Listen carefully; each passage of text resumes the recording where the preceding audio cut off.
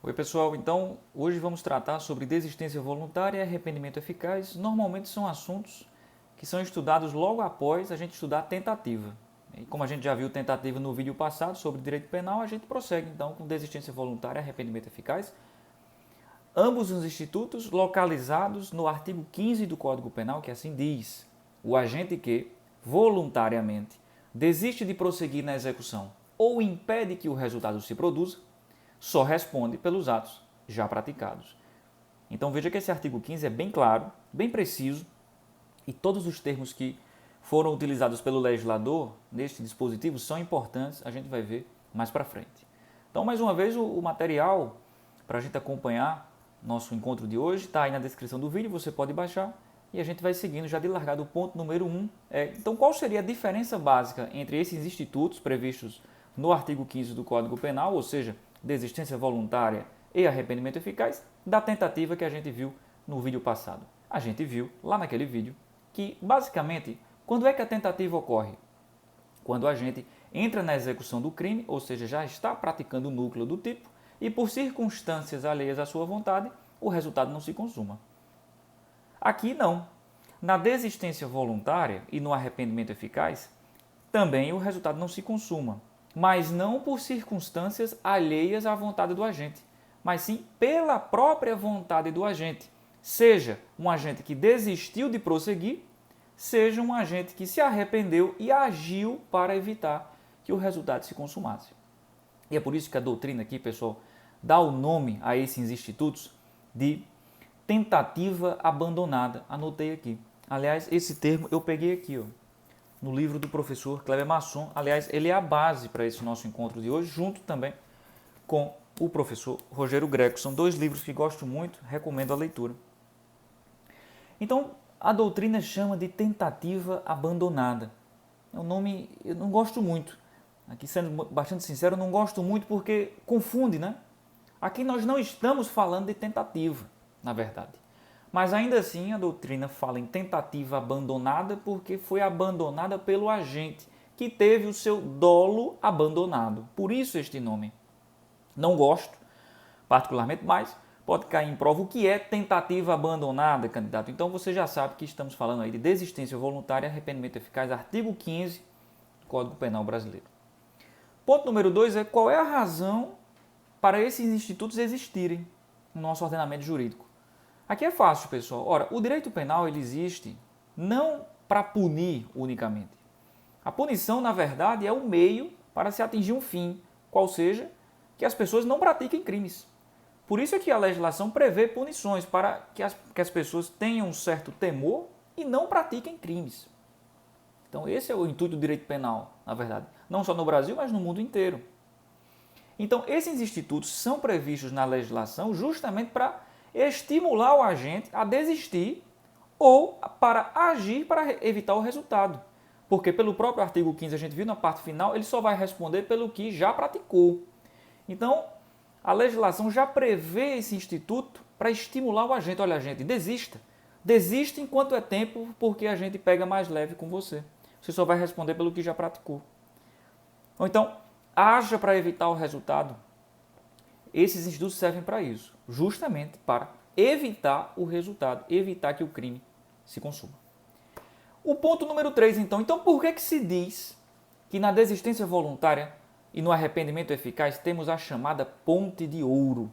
Essa é uma nomenclatura interessante, que é trazida lá na obra do professor von List. Ele entende que a legislação, quando prevê esses institutos, cria, na verdade, uma verdadeira ponte de ouro, e aí, claro, no sentido figurado, que leva o agente da ilicitude para o campo da licitude. Por isso o nome ponte de ouro é uma criação da legislação que permite que o agente caminhe, transite da ilicitude, onde ele estava, para a licitude. E é de ouro por quê? Porque impede que o agente seja punido pelo crime que pretendia cometer. Ele só vai responder, como já vimos, por aquilo que já praticou. Tranquilo? Aí beleza, você aprendeu o que é ponte de ouro. Mas a doutrina, ela parece não ter limites. A criatividade doutrinária, a gente vê, não tem limites no Brasil. E aí a doutrina já criou outros institutos teóricos que são ponte de bronze, ponte de prata, além da própria ponte de ouro e a chamada ponte de diamante. Você já ouviu falar nisso? Essas pontes diferentes da ponte de ouro? Pois é, anotei aqui para vocês. A ponte de prata, a gente já viu a ponte de ouro, né? Desistência voluntária, arrependimento eficaz. Tranquilo, porque impede que o agente seja punido pelo crime que pretendia cometer, mas que não se consumou. Beleza, essa é a ponte de ouro, bem benéfica aí para o agente. A ponte de prata, como o próprio nome já induz, ela é um pouquinho abaixo, ela é um pouquinho menos benéfica para o agente. E aqui a gente está falando do arrependimento posterior, que é, na verdade, uma mera causa de diminuição de pena. O arrependimento posterior é outro instituto que a gente pode estudar em outro vídeo. Não é o objeto aqui do nosso encontro de hoje. Mas a gente já fica com essa informação. O arrependimento posterior não é tão legal para o agente, não é tão benéfico quanto a desistência voluntária e o arrependimento eficaz. Por isso é chamado de ponte de prata. A ponte de bronze seria a confissão do agente perante a autoridade judiciária, que vai atenuar a pena. Note, no primeiro caso, ele não é punido pelo crime que queria praticar. No segundo caso, ele é punido, mas com a pena diminuída, ou seja, lá na terceira fase da dosimetria de pena. E na ponte de bronze, ou seja, na confissão, temos uma mera atenuante de pena, que é aplicada na segunda fase da dosimetria. Então veja que ouro, mais legal, prata um pouco mais abaixo em termos de benefício para o agente, bronze mais abaixo ainda, é um benefício mais leve. E aí você pensa, bom, e a ponte de diamante então é top, hein? Essa aí é primeira de luxo então para o agente.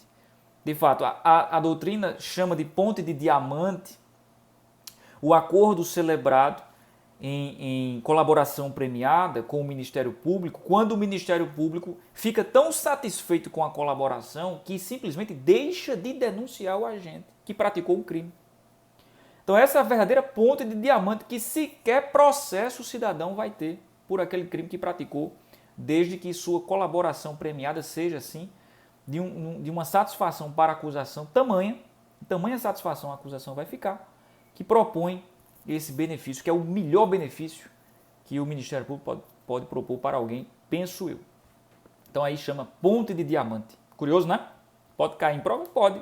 O pessoal inventa essas coisas, aí pode cair, né? Beleza. Então vamos lá. Qual seria então? A gente já viu que o agente na desistência voluntária e no arrependimento eficaz só responde por aquilo que já praticou, né? Então qual é a natureza jurídica desses institutos? Aqui é uma certa polêmica na doutrina. Tem várias correntes, claro, uma majoritária, a gente vai chegar lá, eu anotei aqui para vocês. Então vamos a elas. Aí você anota, tenta internalizar, porque caso caia numa prova oral, uma resposta que traga todas as teorias, todas as correntes, é a mais completa possível. Mas no mínimo você tem que trazer ao examinador a corrente majoritária para demonstrar então que você já vai direto ao ponto, no mínimo, certo? Então vamos lá. A primeira corrente diz o seguinte, diz que é uma causa pessoal de extinção da punibilidade quanto ao delito praticado pelo agente. Então aqui uma causa pessoal, ou seja, não se comunica com os demais agentes, de extinção da punibilidade. Quem é que diz isso? Nelson Hungria e Zaffaroni, por exemplo.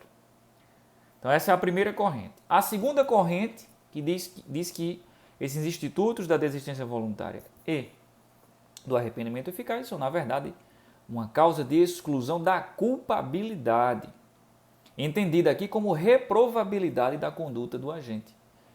Já que ele agiu para evitar o resultado, então a conduta dele deixa de ser reprovável, então exclui-se aqui a culpabilidade. Quem é que diz isso? Roxin e Welzel. Eu não sei se minha pronúncia está certa, mas é Welzel, ou então Welzel, enfim, para aqueles que falam a língua nativa. Muito bem, essa é a segunda corrente. E a terceira e majoritária? Na verdade, esses institutos da desistência voluntária e do arrependimento eficaz são causas de exclusão de tipicidade quanto ao delito pretendido. Quem é que diz isso? Frederico Marx e o saudoso Damásio de Jesus. Essa é a posição majoritária, tanto em doutrina quanto em jurisprudência. Então você lembra, primeira corrente é causa de extinção da punibilidade. Segunda corrente, causa de extinção da culpabilidade. E aí, terceira corrente e majoritária, causa de extinção da tipicidade. Ou seja, já exclui logo o primeiro elemento do crime, tipicidade, não precisa nem analisar a culpabilidade, não precisa analisar a punibilidade depois. Beleza? Então, feito esse panorama geral, vamos então para a desistência voluntária propriamente dita. Na desistência voluntária propriamente dita, o resultado não se consuma porque o agente deixa de agir normalmente. Ele para a execução do crime, impedindo assim o seu resultado. Na desistência voluntária, o agente pode prosseguir, mas não quer. E aí você lembra que na tentativa é o contrário. Na tentativa, o agente quer prosseguir, mas não pode. Esse jogo de palavras é o que a doutrina chama de fórmula de Frank. Isso também pode cair em prova, é interessante. Então, na desistência voluntária, o agente pode prosseguir, mas não quer. Ele desiste. Ainda há atos de execução possíveis de serem executados, mas o agente, não, eu desisti, não, me arrependi, não quero mais prosseguir com a execução, quando eu posso ainda. Essa é a desistência voluntária. A tentativa, ele quer prosseguir, mas algum fato exterior o impede. Então essa é a fórmula de Frank. Então o exemplo aqui, para ficar mais claro impossível, eu acho. O cidadão está na frente do outro e vai desferir tiros de revólver. Ele carregou o seu revólver, tem 6 munições, e aí ele desfere 3 disparos. Não acertou nenhum, pontaria fraca. Ele ainda tem 3 disparos a serem efetuados. Porque a vítima está lá aterrorizada, parada. Mas ele desiste. Então essa é uma desistência voluntária. Cuidado. Desistência voluntária. Exige-se do agente voluntariedade e não espontaneidade. Isso aí na prova de concurso já caiu milhares de vezes. Eu já fiz muitas questões que o examinador troca a palavra voluntariedade por espontaneidade. E coloca lá, certo ou errado? O agente de forma espontânea que desiste, que de forma espontânea desiste de prosseguir com a execução, estará albergado pelo Instituto da Desistência Voluntária. Essa pergunta é curiosa porque não deixa de estar errada, essa afirmação. Porque a espontaneidade é mais do que a voluntariedade.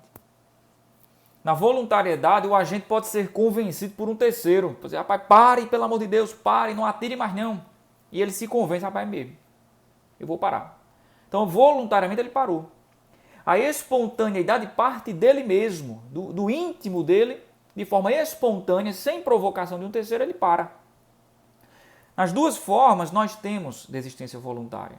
Mas cuidado, que a lei exige apenas voluntariedade e não espontaneidade. Se ligou? Então, beleza. Uma pergunta de concurso. Essa aqui é uma pergunta um pouquinho mais sofisticada, vi aqui no livro do professor Kleber. A desistência voluntária reclama uma ação positiva ou uma ação negativa do agente?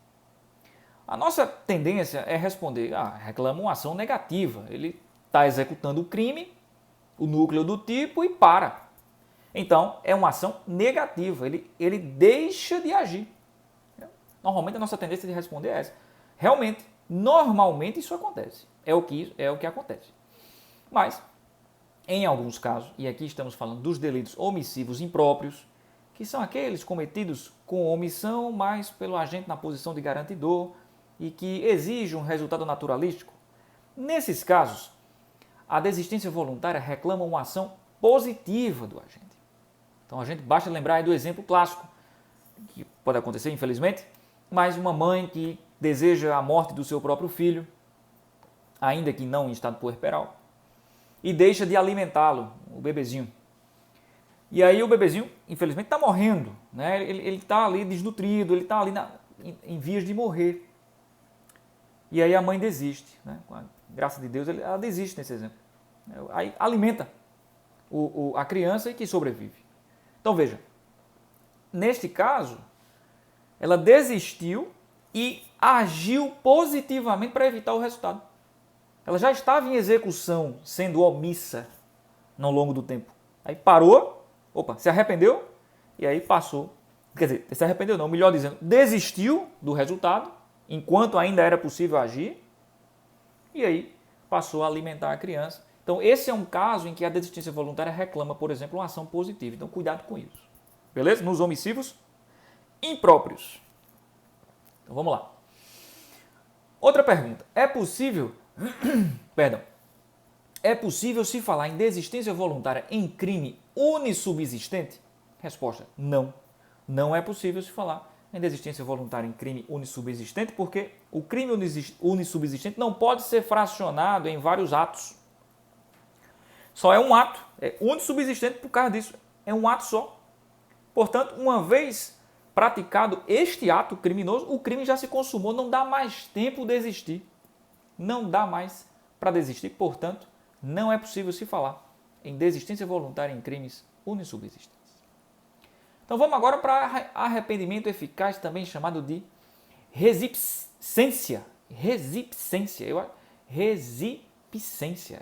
Eu tenho que ler várias vezes porque é uma palavra difícil.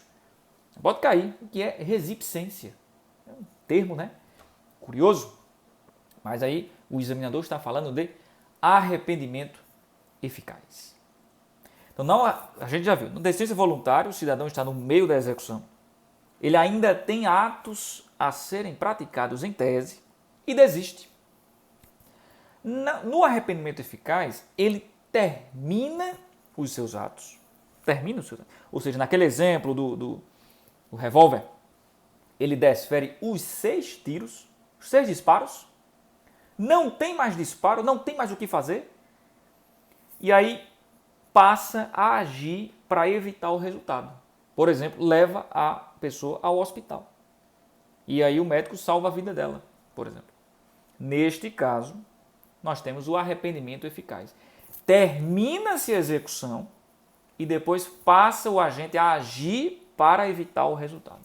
Ele se arrepende do que fez e passa a agir para evitar o resultado. Esse arrependimento vem, repito, quando a execução já terminou, quando não há mais o que fazer por parte do agente. Porque se ainda tivesse atos a serem praticados, aí estaríamos na desistência voluntária. Tranquilo? Então, beleza. Uma observação. O arrependimento eficaz só é possível para crimes materiais, pois o agente precisa evitar o resultado naturalístico. Então, essa é uma observação importante, porque a gente lembra que nos crimes formais, apesar do resultado naturalístico puder acontecer, ele pode acontecer, melhor dizendo, ele não é exigido para que o crime se consuma. E nos delitos de mera, me esqueci o nome, de mera conduta, aí que realmente não tem resultado naturalístico nenhum. Então, mais uma vez, arrependimento eficaz só é compatível com crimes materiais. Por quê? O agente precisa evitar o resultado naturalístico. Ok? Então, beleza. Ponto número 7. Requisitos para a desistência voluntária e arrependimento eficaz. A letra A, primeiro requisito, é a voluntariedade do agente. A gente já falou sobre isso. Que não se confunde, vale a pena repetir, com espontaneidade. E o segundo requisito é eficácia do ato praticado para evitar o resultado. De modo que se o agente agiu, mas o resultado ainda assim ocorreu, um abraço, meu amigo. Pode ser que o juiz considere esta ação na dosimetria da pena. Claro, porque é diferente, né? É diferente o cidadão que age para matar, mata e não está nem aí. Aliás, isso até demonstra um descaso com a vida alheia. É diferente do cidadão que vai matar, desiste ou se arrepende, tenta evitar o resultado e não consegue. O juiz já percebe que o cidadão é diferente. Não é um criminoso frio. Ele se arrependeu de alguma forma. No quente, ali já. Então significa que ele deve ser punido com uma pena abaixo do normal. Então pergunta: os motivos que levaram o agente a desistir do resultado ou se arrepender de forma eficaz são relevantes? Não. O juiz, quando analisa esses institutos, não leva em consideração os motivos do agente. Ele pode ter se arrependido por qualquer motivo. Motivo religioso, motivo de ordem moral, motivo financeiro. Ele percebeu que matou uma pessoa que talvez ia causar um prejuízo financeiro a ele, enfim. Não importa. Simplesmente não importa. O que importa é que ele desistiu ou se arrependeu. Beleza? Então vamos lá. Ponto número 8. Quais são os efeitos, então, da desistência voluntária e do arrependimento eficaz? A gente já viu, parte final do artigo 15. O efeito é muito simples. O agente só vai responder pelo que já praticou. Então, por exemplo, no exemplo do tiro, né? Da pessoa que quer praticar um homicídio contra outra, em princípio. Desferiu 3 tiros. Desistiu? Acertou? Causou lesões? Então, vai responder tão somente pelas lesões provocadas. Se o resultado morte não aconteceu, responde tão somente pelas lesões. Tranquilo? Então, vamos lá. Desistência voluntária e arrependimento eficaz em crimes culposos. Será que é possível se falar nesses institutos em crimes culposos? E a resposta aqui, pessoal, não. No crime culposo, o crime ocorre sem que haja vontade do agente. O agente, na verdade, ele age com imprudência, imperícia, negligência e sem querer, ou seja, sem dolo, por isso que o tipo é culposo, o resultado acontece. Então, como é que se pode se pensar numa desistência de algo que ocorreu se a pessoa nem queria? Como é que ela desiste de algo que nem sequer quis? Então, por isso é que não se fala em desistência voluntária e arrependimento eficaz em crimes culposos. É uma questão até de lógica. Agora, anotei aqui, cuidado. Pode ser que o examinador fale em crime cometido com culpa imprópria. Aqui mais uma nomenclatura que, com todo respeito a quem inventou, é muito ruim. Culpa imprópria. Na verdade, a culpa imprópria quer dizer dolo. Qual é a situação da culpa imprópria? É o agente que, em situação de erro de tipo, ou seja, quando ele não está verificando muito bem a realidade que o cerca, quando ele não entende muito bem a realidade que o cerca, ele está em erro de tipo, ele acha que está numa situação que lhe permite agir de certa forma, quando na verdade não está. Então, sei lá, vamos pensar aqui naqueles exemplos dos livros, né? O cidadão está vendo o seu inimigo se aproximando, ele coloca a mão no bolso e ele acha que ele vai sacar uma arma quando na verdade era um celular, e aí ele atira antes. Quer dizer, foi uma culpa imprópria, ele estava em erro de tipo e achou que estava em legítima defesa, agiu. Mas ele nunca esteve em legítima defesa. Neste caso, nós temos o que a doutrina chama de culpa imprópria. Ele agiu com culpa imprópria. Por quê? Porque ele vai ser punido a título de culpa. Claro, que desde que o erro de tipo seja invencível, né? Seja inevitável. E a doutrina dá esse nome, culpa imprópria, nesse contexto aí todo, né? De erro de tipo. E eu acho muito ruim esse nome porque não tem culpa aqui. A culpa é, na verdade, uma opção legislativa em punir o cidadão a título de culpa, quando, na verdade, ele cometeu um crime dolosamente. Ele quis praticar o disparo. Tudo bem. Ele achava que estava em legítima defesa. Mas isso não retira o fato de que ele agiu com vontade. Portanto, doloso é este crime. A culpa imprópria mais se aproxima do dolo do que da culpa. Mas tem esse nome. Então fica aqui essa reflexão Né? Culpa imprópria, cuidado com isso. Cuidado, porque aqui na culpa imprópria, aqui a gente pode falar sim, viu? Aqui a gente pode falar sim em desistência voluntária ou arrependimento eficaz. Então, beleza, vamos lá. Ponto número 10. Adiamento do crime configura desistência voluntária? E aqui a resposta é depende. Essa aqui eu achei arretada. Também aqui do livro do professor Cleber Masson. Tem uns exemplos bacanas. Veja só. O mero adiamento do crime, sim. Vamos lá. O cidadão ele já entrou em ato de execução. Ele já desferiu, sei lá, um disparo. Ele está vendo que está difícil a consumação do delito e ele pensa, rapaz, peraí, eu vou parar, amanhã eu volto e eu pego esse cara. Bom, nesse caso, quando ele diz isso, eu vou parar, amanhã eu volto, neste eu vou parar, já houve a desistência voluntária. O mero adiamento do crime, portanto, é causa que a gente pode interpretar como desistência voluntária. Tranquilo? Agora eu anotei aqui, cuidado. Se estivermos diante da hipótese de execução retomada, não. E o que seria execução retomada? Aqui professor Cleber Masson, não sou eu, professor Cleber explica. Na execução retomada, o agente apenas interrompe a execução por algum momento em razão de fator externo, prosseguindo-se depois. Então, por exemplo, o cidadão está lá, mantendo outrem em cárcere privado, torturando, fazendo as maiores atrocidades lá com o cidadão, né, com a vítima. E aí ele percebe que ele tem que ir buscar o filho dele na escola.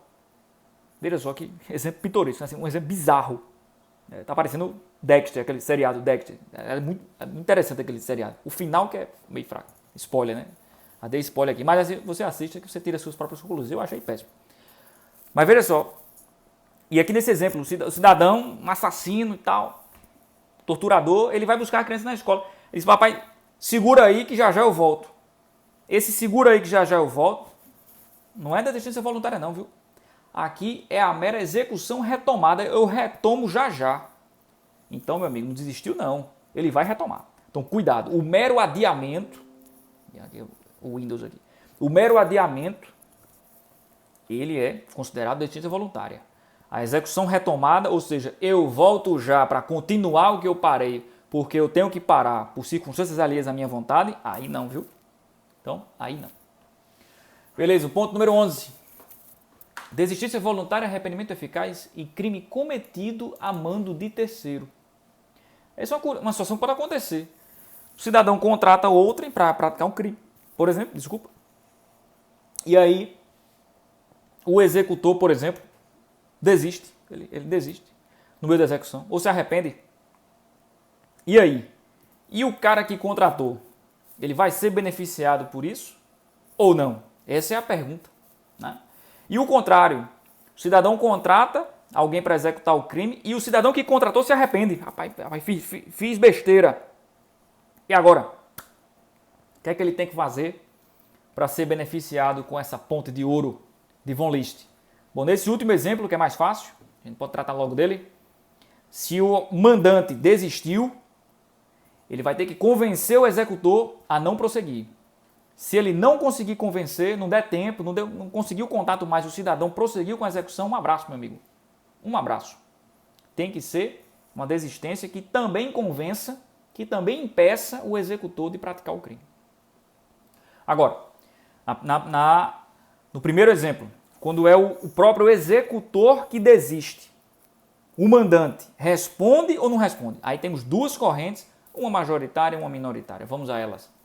Há quem entenda que, mesmo que o executor desista, o mandante continua respondendo pelo delito que quis praticar, devendo responder, no caso, pela tentativa.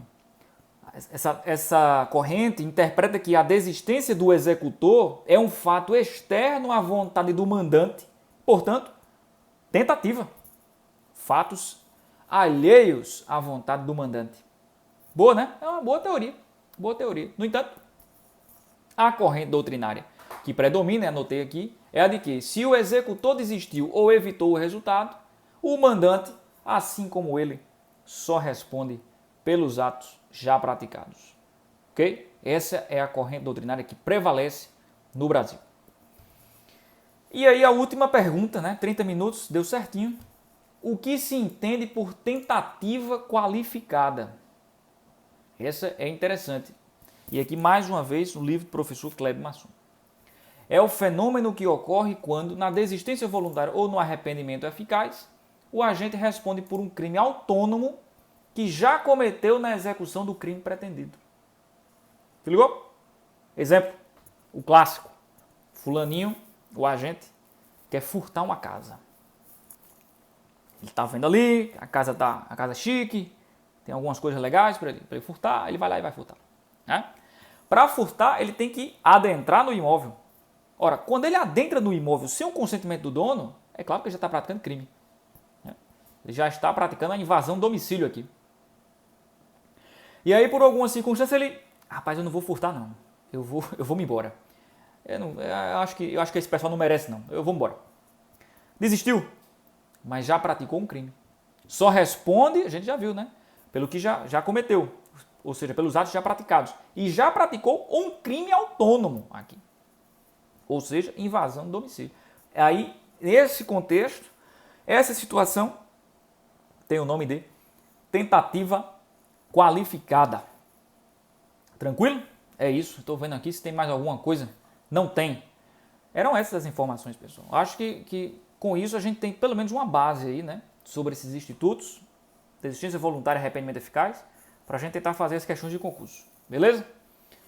Espero que tenham gostado. A gente se vê no próximo. E um forte abraço mais uma vez. Saúde a todos e tchau.